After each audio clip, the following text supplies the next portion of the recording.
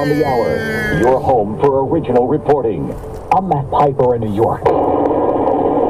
That is what Russia says is one of their choppers taking off for a special operation which it claims destroyed Ukrainian military hardware. The Russians appear to be closing in on Ukraine's capital of Kyiv, with a satellite imagery company saying it sees a military convoy that stretches 17 miles. Our Charlie Daggett is there and says Ukraine's military is doing all it can to keep the bad guys out. When we were stopped, it was all benevolent, but they had their hands on the guns, fingers on the triggers, safety off.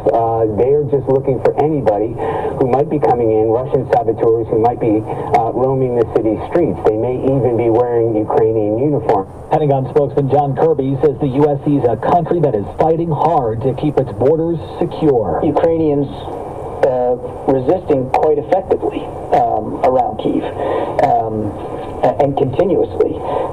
They have made it a tough slog for the Russians to move further south. The United States is expelling 12 Russian diplomats to the United Nations in response to the war. And Poland says it processed more than 70,000 people fleeing Ukraine just today. This is Steve Futterman. I am just a few miles from the large border crossing in Medyka, Poland, and where I'm at right now is a spot where many of the refugees are coming, and they're being greeted by ordinary Polish citizens who have come here to help.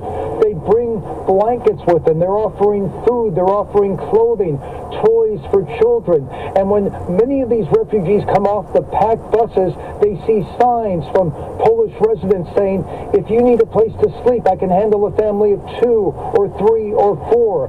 The price of the pump has jumped 10 cents in California in the past week. For a gallon in the San Francisco Bay Area, $4.86. It's definitely affecting me in the pocketbook. These drivers are doing what they can to cut their fuel expenses. I could see I would curtail, going out for a Sunday drive. At home, I make sure that I don't be using the gas all day long, the heater on. Put on the doggone sweater. Gas prices are only expected to go up due to rising crude oil costs as the result of the war in Ukraine. Matt Bigler for CBS News, Oakland. School kids in several western states will no longer be required to wear masks. Earlier today, Washington joined both Oregon and California in announcing a shorter timeline for lifting the mask mandate, including in our schools. Washington Governor Jay Inslee, those requirements for most indoor places will be lifted March 12th. The Dow lost 166. This is CBS News. Well, that's today's news.